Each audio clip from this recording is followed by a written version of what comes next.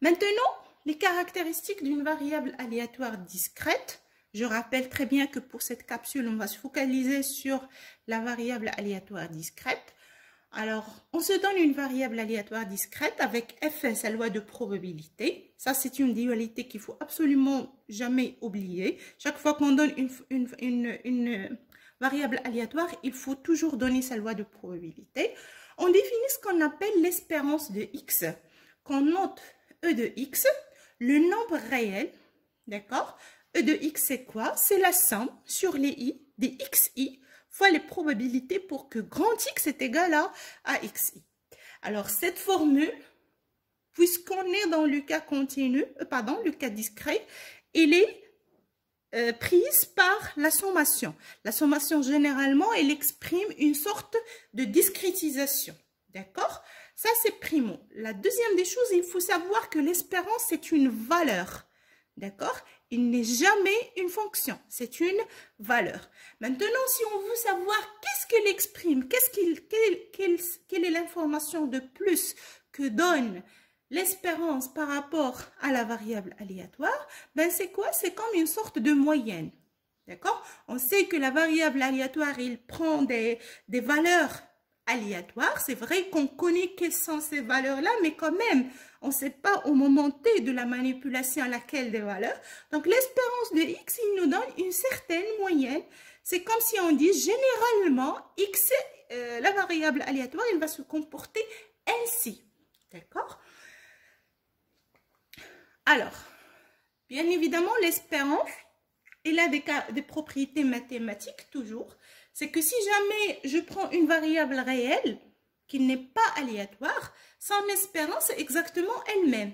Si je suis dans le cas déterministe, ben c'est normal que l'espérance d'une variable déterministe ou bien d'une valeur constante plutôt, c'est exactement elle-même.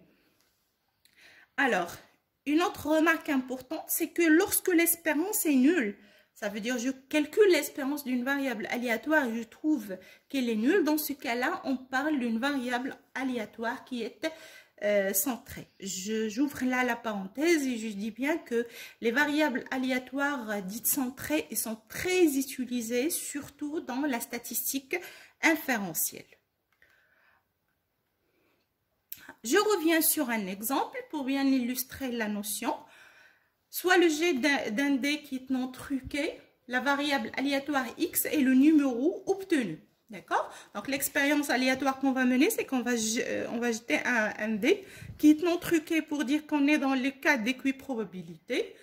Et donc, l'espace fondamental, ce sont les valeurs de 1 à 6 qui sont mentionnées sur le dé. Et le oméga x qui est l'ensemble d'arrivée de la variable aléatoire, ça veut dire les valeurs prises ou bien qui peuvent être prises par la variable aléatoire, c'est de 1 jusqu'à 6. La loi de probabilité est donnée par P de x, grand X est égal à 1, grand X est égal à 2, jusqu'à grand X est égal à 6, c'est exactement 1 sur 6. Et ça découle du fait qu'on est dans le cas de l'équiprobabilité. Et si je veux calculer l'espérance, en appliquant la formule, la somme i pour xi, p de grand X est égal à xi, ben ça va être 1 fois p de la probabilité x est égal à 1, plus 2 fois la probabilité x est égal à 2, ainsi de suite, jusqu'à 6 fois la probabilité de x est égal à 6, qui est égal à 7 sur 2. D'accord? Maintenant, si on veut généraliser cette notion d'espérance, d'accord? On peut parler de ce qu'on appelle, dans le jargon statistique, le moment d'ordre m.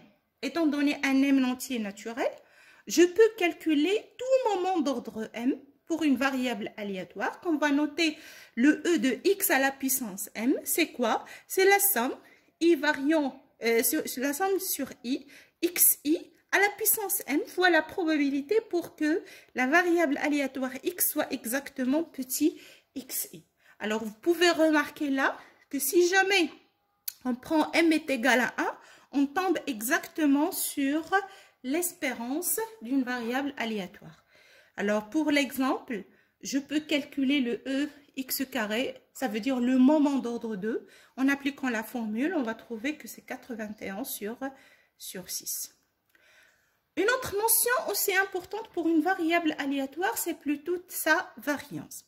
Alors, avant d'entamer la définition mathématique, j'aimerais bien vous expliquer pourquoi on fait recours, pourquoi on appelle à définir cette notion de variance. L'idée est la suivante. Nous n'avons pas la valeur exacte de la variable aléatoire. C'est vrai, j'insiste sur ce fait. Je sais, je connais déjà quelles sont les valeurs possibles, susceptibles d'être prises. Mais au moment de la manipulation, je ne sais pas laquelle. Donc, pour faire avancer les calculs mathématiques, on va prendre une certaine espérance. On va l'espérer. C'est comme si on dit moyennement, il va prendre cette valeur-là. D'accord? Parfait. Donc, c'est comme si je prends la moyenne. Mais est-ce que réellement, cette moyenne, cette espérance-là, il exprime la réalité de la variable aléatoire? Non, pas forcément. On va trouver des valeurs prises par la variable aléatoire qui vont être vraiment trop loin de cette expérience. Et il y en a d'autres qui vont être plutôt plus proches. Donc, c'est pour cette raison que, pour être sûr de ce qu'on va faire par la suite, on va essayer, en plus de calculer l'espérance, calculer la variance. Qu'est-ce qu'il exprime la variance? Je prends chaque variable, ou bien chaque valeur prise par la variable, et je calcule son écart, sa différence avec l'espérance. D'accord? Donc, c'est comme si je veux voir comment les valeurs prises par la variable aléatoire sont dispatchées, sont dispersées autour de cette espérance. D'accord? Ceci, on le calcule par ce qu'on appelle la variance de la variable aléatoire, qui est donnée par la formule classique.